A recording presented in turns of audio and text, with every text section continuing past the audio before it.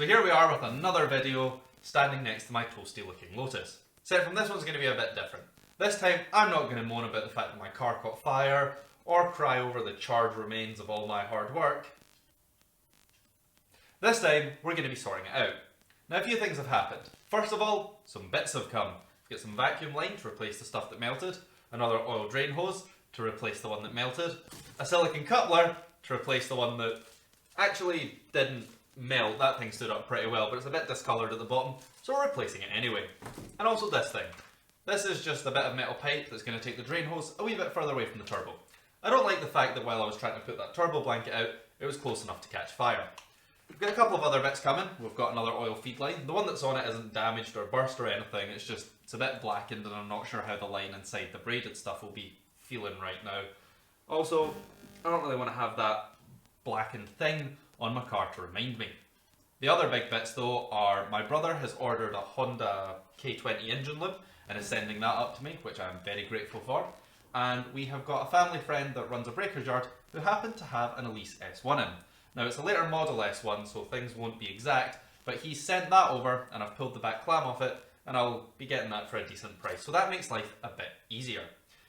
Now there is going to be a bit of modification involved because that clam is the later type, which means they kind of released these as a very Spartan kind of road/race car type deal. And the early ones very much embody that. The later ones still very much embody that, but some folk at Lotus sat down, looked at each other and went, well damn, we need to make this thing kind of like a car. And I'm going to have to undo all of their hard work to put it onto this. So we'll be having a go at that. The other thing I want to do is have a decent bit of an investigation to work out where this fire came from. I'm pretty confident it was just that had been contaminated in the garage or was made out of not the right stuff. But I'd feel a bit better if I knew for sure. So we'll have a dig around while we're in there and see what caused it.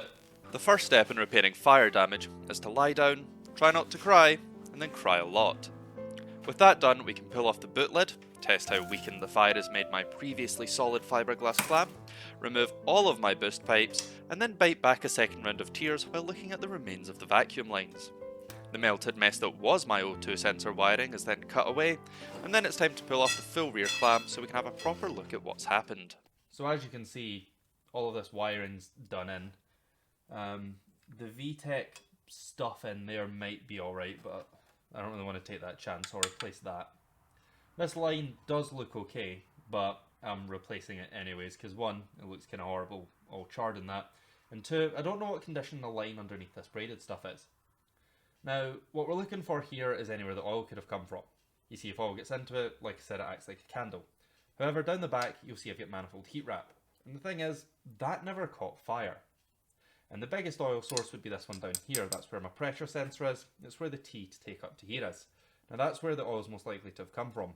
But if oil was coming from there, it would have hit that before it hit the turbo blanket, and that full manifold would have been on fire, which it wasn't.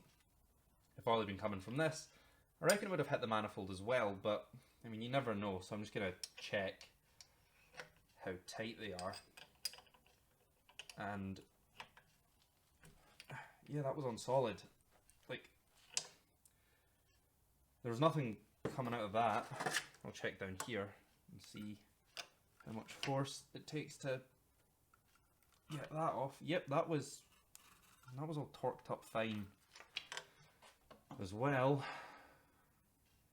So I'm kind of running out of ideas here, other than that turbo blanket got contaminated while it was in the garage, or was just made out of crap.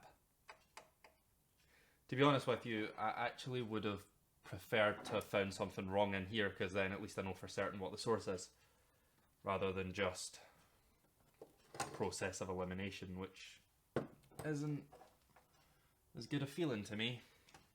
Oh well, I'll carry on getting this apart and we can sort the thing out. Right, if I pull the diffuser off, maybe I can see what's going on here. So there was a lot of oil on the diffuser. There's a lot of oil on the underside of here. I was kind of hoping that that would have pointed me towards where the problem had come from. You see, with these turbo blankets, usually what happens is a bit of oil gets on them and it acts like a wick in a candle.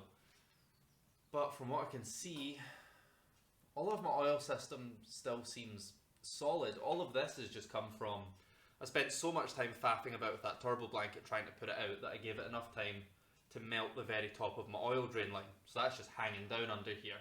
And because it comes in slightly below the top surface level of my oil, well, that becomes the lowest point in the system, and all of my oil, well, some of my oil, trickles out of the sump and just pours right out of that line. Let's keep digging, shall we? We're starting the strip down with the exhaust link pipe. With that gone, we can pull out the turbo and also our now unhealthy looking wastegate, finally followed by the charge cooler system. Speaking of that wastegate, I'm gonna pop it open and see how it's looking in there, because, right, bugger. So here we're looking at the internals of my wastegate. Now normally this would have a cap on here like this. Boost pressure would come in through a sender line into this port, until eventually it builds up enough pressure underneath this diaphragm that it overcomes this spring and opens the valve. You can see when I do that there is no more diaphragm.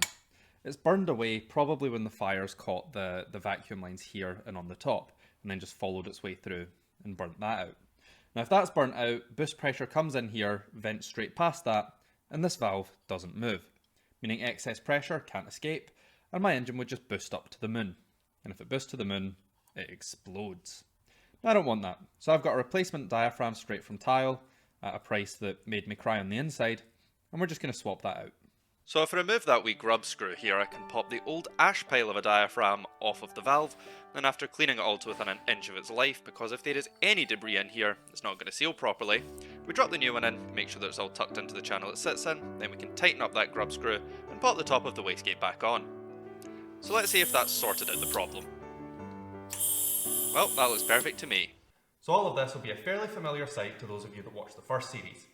Now, for those of you that didn't, this here is everything you need to make a Honda Elise loom. Originally, I was just going to take the Honda Civic Type R loom, the new one, and use that to repair my old conversion loom. But the more I was looking at it, the more I was thinking, to be honest, rather than trying to cut and stick all of the burnt bits out, it's better just to make a new one. And there's some changes I want to make. So what I've got here is an early Rover loom, the Civic Type R engine loom. This is the plug side of my old conversion loom, just for reference. And here are some nice shiny new ECU connectors, my injector plugs, and also a lambda sensor connector. So let's get started on getting this all wired up. Job 1 is to cut through and then peel away all of the sheathing from around the wires we need to work with. Flashbacks to Bear Grylls making snake kebabs on Discovery Channel at this point are totally normal. Then we can start cutting through all of the wires we need out of the Rover loom, crimping the ECU terminal pins in place, then we can pin them into the Honda ECU connector and also the Honda C101 connector for the engine loom, and then we can start going about getting it back on the engine. So let's start it up and see what happens.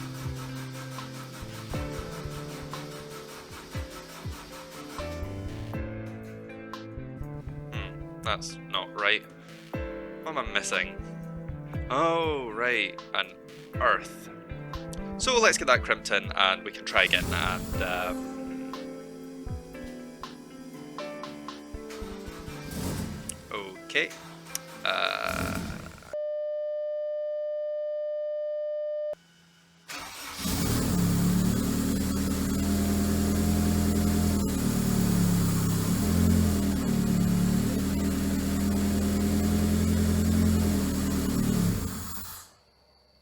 So after all of that, we've got ourselves a living car again.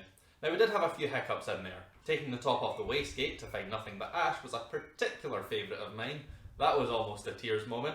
And the wiring was its usual sunny experience. You did see at the end there we had a couple of issues getting it started. The first one of those was just me being dense. I'd forgotten an earth. And if a circuit can't earth, it can't do much. The other one though was down to this thing. This here is a map sensor. What the map sensor does is it tells the ECU what sort of pressure is in the throttle body, and it needs that to decide how much fuel to give the engine. So if it fires up, sees there's no reading coming from that, the ECU doesn't know what to do, and it just goes to sleep to keep the engine alive. Now, mine is a 4-bar map sensor, which means they are pretty expensive, and I don't really know how. There was quite a bit of damaged wiring in there. I'm assuming it's shorted out or something.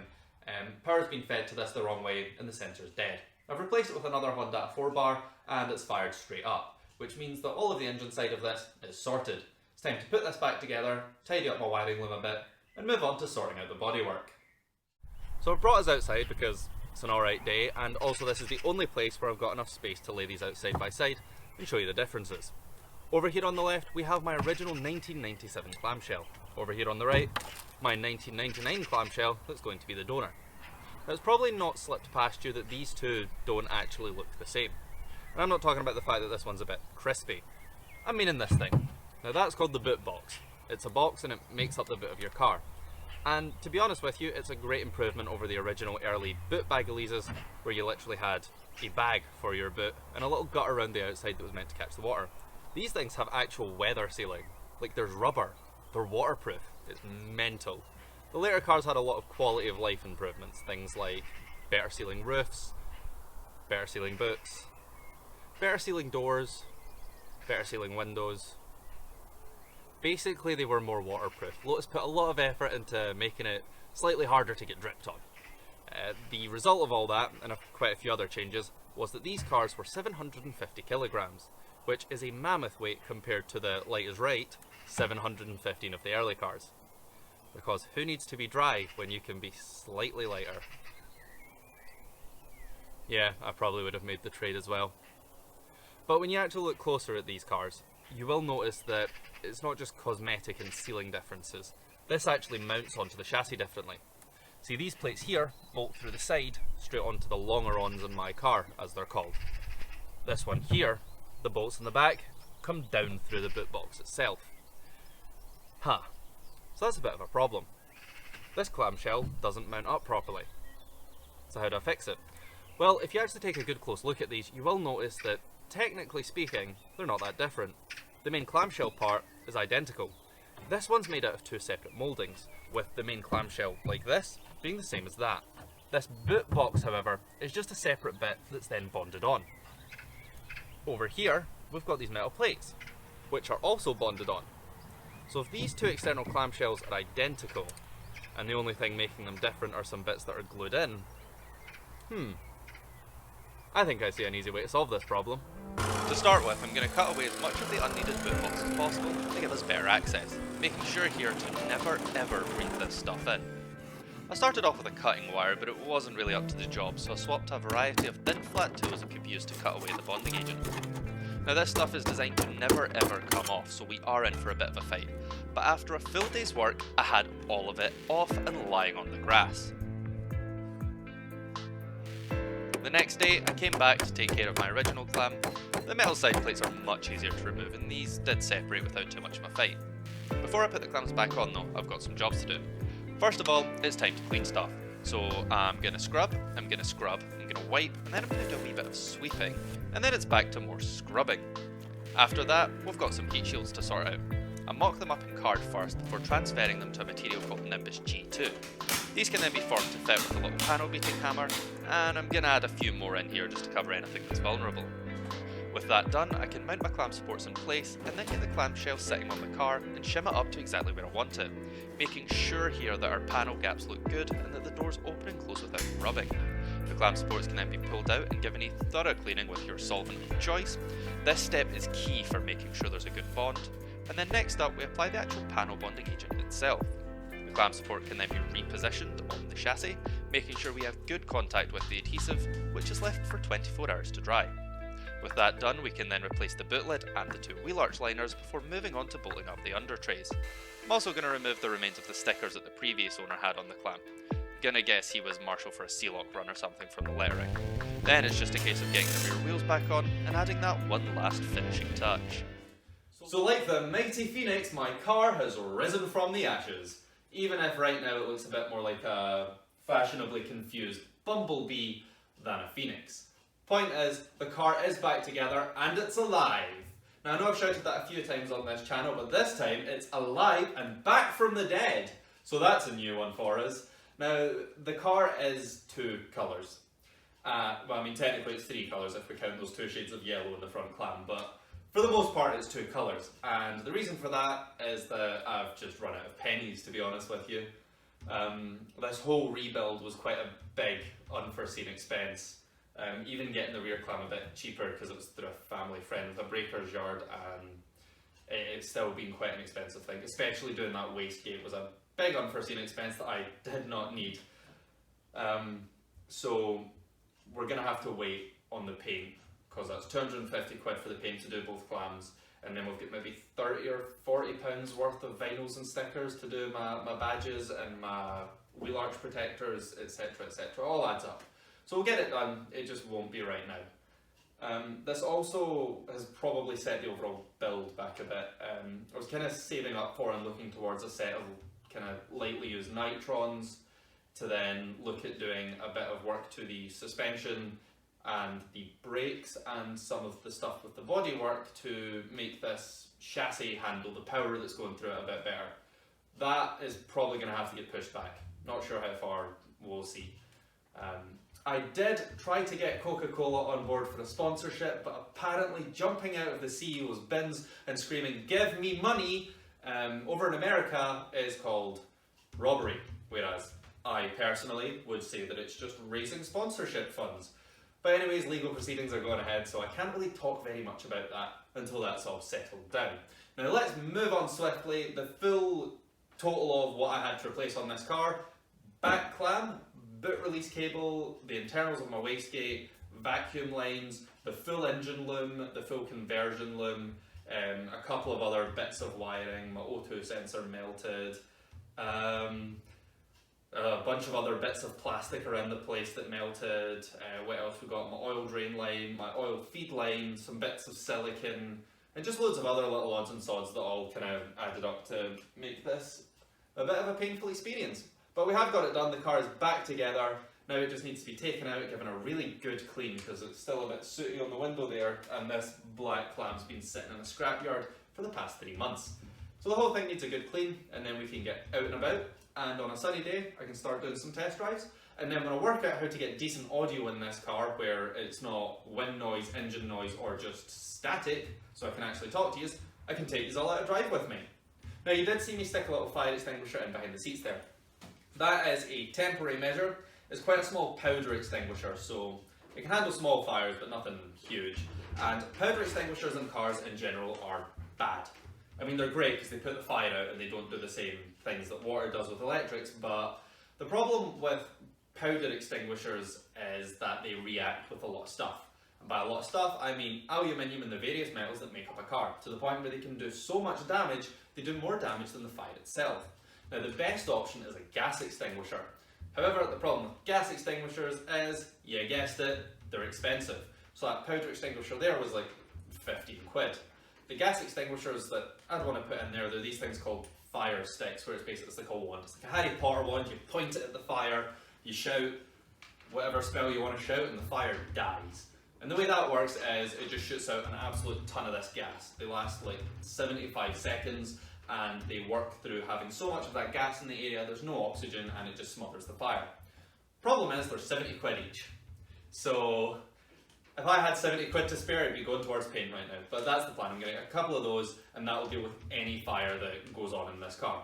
Which hopefully there will never ever ever be another one, because I have been obsessive with checking everything I can, even more so than the first time. Don't get me wrong, I triple checked everything the first time. We've been even worse this time round. We're on maybe 6 or 7 checks of the different oil lines, which are all tight, all on properly. Although they were all on properly, because I checked it as they came apart. There was a bit of oil about the place, but that was just because the oil drain line ended up burning through while I was trying to get the turbo blanket off and spilled it everywhere, which luckily didn't catch fire, because that could have been really bad. With the turbo blanket, it must have been while it was in the garage, it's ended up getting contaminated with oil or something, and it's just dried in there, because oil doesn't really evaporate off. If it gets on something, it's on there until you find a way to clean it out. So it must have just been in there, and then even though it looked brand new, it must have just been in there and then caught fire, because there's no way a company could have made something like that out of anything that wasn't 100% heat proof. Even questionable eBay companies cannot screw up that badly. Although I might just give them too much credit. Who knows? But anyways, let's not dwell on it. The car is fixed, and I hope you enjoyed watching this video. I'm sure it probably wasn't as upbeat as the usual ones. I mean, normally we've got some jokes, we've got some questionable costumes, some iffy accents, and all sorts of stuff going on. Whereas this time it's mostly just been me looking sad while pulling bits of crispy car off of my crispy car and replacing it with bits of non-crispy car. I hope you enjoyed the video. If you want to see more, feel free to subscribe. If you don't want to see more, fair enough. I'll see you on the next one.